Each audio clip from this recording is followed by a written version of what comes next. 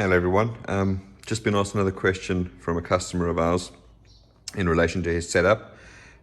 He's got a Mazda MX-5 and so obviously can't fit this big intake pipe in or any sort of intake pipe in. So he's basically got a MAF housing directly onto a filter over there. So I thought I would just discuss issues with MAF housings, replacements of MAFs, etc. Now, from experience, there's two major things that are relevant. Number one is MAF placement in terms of a pipe. So what we've tend to find is if you have sort of like a 90-degree bend just before or just after the MAF, because the way that air actually behaves like a liquid, it has mass. So if you have those sort of 90-degree bends, you end up with obviously the air coming over the corner faster and shooting across there. So you get an incorrect reading on your MAF, which is why you'll see some of the older versions used to have a honeycomb effect on it. So that would basically smooth the air out. So number one is don't try and put a 90-degree bend either before or after the MAF. All right. Second thing is it's the size of the tube. So on a 3UZ, I think it's a 76 millimeter ID pipe, which I will measure when I get my other airbox, just to make double sure. But if you go down to say a 72 millimeter pipe, now what that means is you might think, oh, well, it's 4 millimeters, so what? But the cross-sectional area of a 4 millimeter size hole is actually quite significant. Now, the way that MAFs work is essentially you have a hot wire, air passes over it, and it measures how much current it needs to apply in order to keep the wire at a certain temperature. So the more air that flows through it, the harder it's got to work to keep it warm, therefore more air is coming in.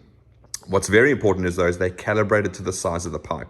So obviously if the size of the pipe changes, still the same force of the air flowing over is having the same effect on the MAF. But of course, effectively, you're not getting as much air as you are in, but the ECU is overreading. So you'll end up losing power and probably running a bit rich in terms of the running of the engine. Okay, so those are the two major ones. Number one, make sure you got the right size pipe. Number two, make sure that you've not got any bends directly before or after. Now, when a MAF calculates the air coming in, once it gets past that point, you can't let any air into the engine that's not passed through the MAF. Otherwise, you're introducing air that's not been calculated, and therefore the MAF can't do its job properly. So, on your 1UZ and your 3UZ VVTi, okay, you've got this pipe over here. Now, this pipe over here attaches to this pipe on the airbox. All right, it's part of the crankcase breather setup. All right.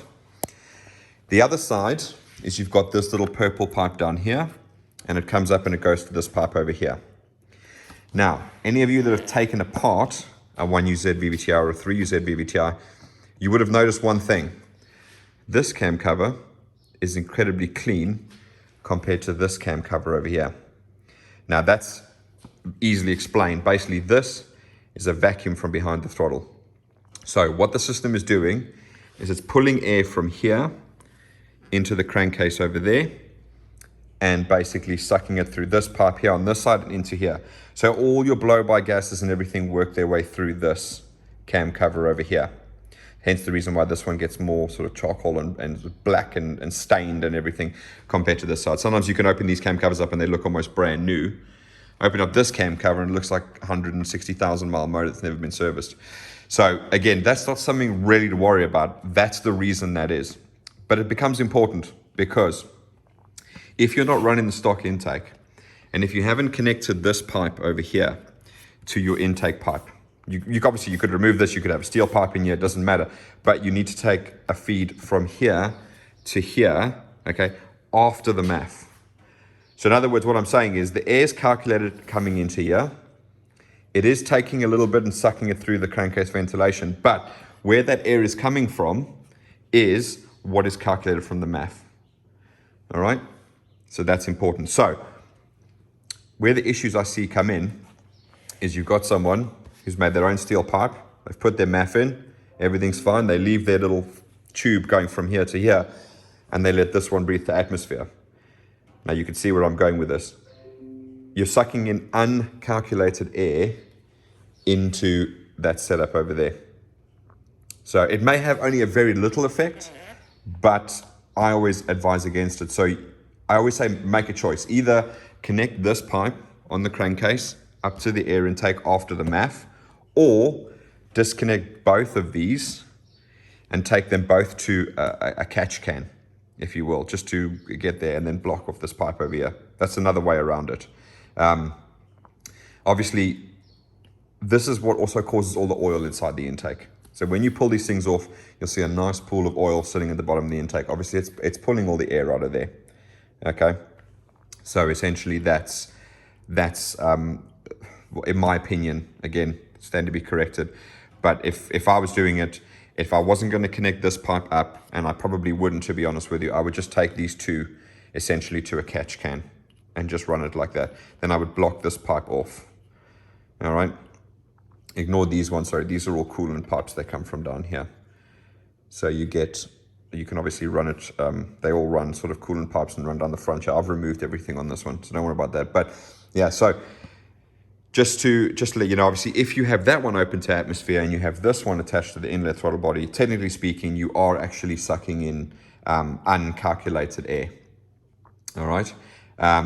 So that is the way that I would do it. If you want to have a catch can with a vacuum attachment, by all means, it's not a problem at all.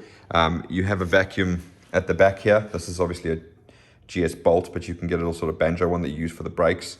You can make another hole. You can use this one and run it to the catch can to create a vacuum.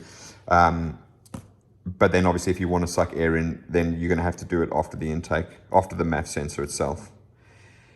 So hopefully that has been helpful. And hopefully our guy Honza will find that helpful and answer some of his questions.